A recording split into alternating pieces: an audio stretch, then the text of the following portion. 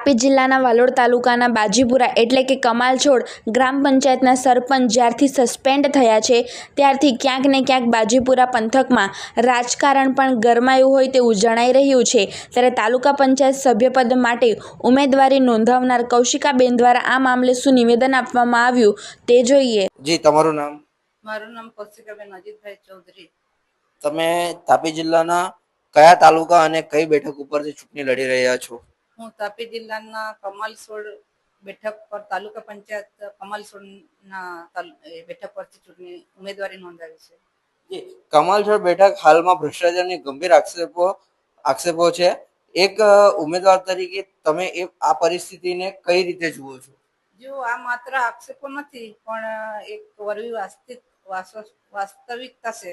જે બેઠક પરથી તાલુકા પંચાયતના પ્રમુખ પ્રતિનિધિત્વ કરતા હોય ત્યાં જો 100 કરોડથી વધુ ભ્રષ્ટાચારની વાતો વહેતી હોય અને સરપંચો સસ્પેન્ડ થતા હોય એ સ્પષ્ટ કરે છે કે સત્તાનો દુરુપયોગ કરી પરસ્કર્તાએ પહોંચ્યો છે। અમારી લડાઈ આ સિસ્ટમ સામે છે જે જનતાના પૈસા પોતાના ગજવામાં ભરે છે।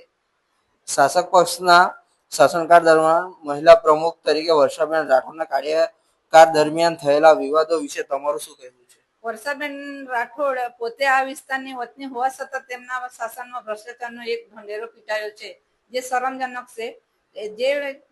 જે નેતા પોતાના જ ગામમાં અને તાલુકાનું હિત ન જાળવી શકે તે જનતાનો વિશ્વાસ કેવી રીતે જીતી શકે?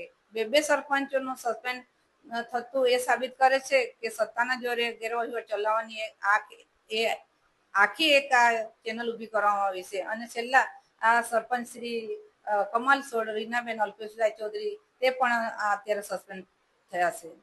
જી, હવે રીનાબેન સરપંચ જે સસ્પેન્ડ થયા છે એના માટે શું કહેશો? ગેરવહીવટનું મૂળ શું ગ્રામ પંચાયતમાં અને તાલુકા પંચાયતમાં અંદર સુધી ઘૂસી છે? બિલકુલ, તાલુકા પંચાયત થી લઈને બાજીપુરા અને કમલસોડ ગ્રામ પંચાયત સુધી ભ્રષ્ટાચારના મૂળિયા ફેલાયેલા છે। સત્તામાં બેઠેલા લોકોએ મહિલા અનામત અને સત્તાનો ઉપયોગ કરી માત્ર કૌભાંડો કરવા માટે જ કર્યા છે। જિલ્લા વિકાસ અધિકારી ડીડીઓ દ્વારા લેવાયેલા પગલા એ વાતનો પુરાવો છે કે અહીં વહીવટ નહીં પણ ગેરવહીવટ જ ચાલતો હતો। જી, આમ આદમી પાર્ટી તરફથી તમે મેદાને ચૂંટણી લડવા ઉતર્યા છો ત્યારે જનતા માટે શું તમારો પ્લાન છે? મારે કમલસોડ બેઠકના મતદારોને એટલું જ કહેવું છે કે બહુ જોઈ લીધા સત્તાના જોરે ભ્રષ્ટાચાર કરનારાઓ। હવે સમય છે ઈમાનદાર વિકલ્પ પસંદ કરવાનો। આ ચૂંટણી કોઈ વ્યક્તિની નથી, આ ચૂંટણી ભ્રષ્ટાચાર વિરુદ્ધ લોકશાહીની લડાઈ છે। ઝાડુ ઉપાડો અને આ ગંદકી સાફ કરો। જે અંતિમ પ્રશ્ન કે લોકો માટે અપીલ શું છે મતદારો માટે? લોકો માટે એટલી જ અપીલ છે કે આ આટલો બધો ભ્રષ્ટાચાર થઈ રહેલો છે એની સામે આપણે તે લડાઈ લડીશું અને સાચો ન્યાય અપાવીશું અને ઝાડુના બટન પર તમે એકવાર દબાવીને અમને જીતાડો, બસ એ અપીલ છે અમારી। ને જી, ચૂંટણી જીત્યા બાદ લોકો માટે તમે શું કરશો તમારા કાર્ય વિસ્તારની અંદર?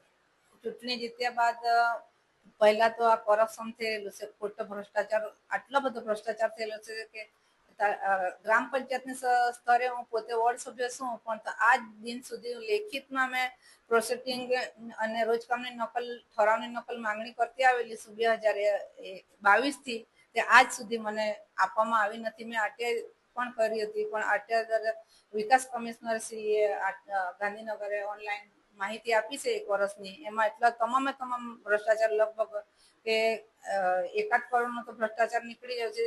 પેપર પર જ થયા છે કામો પણ સ્તર પર કામો થયા નથી। એ કામો હું કરાવડાવીશ ને જે સરકારના જે પૈસા છે એ પૈસા હું પૂરેપૂરો ઉપયોગ કરાવડાવીશ।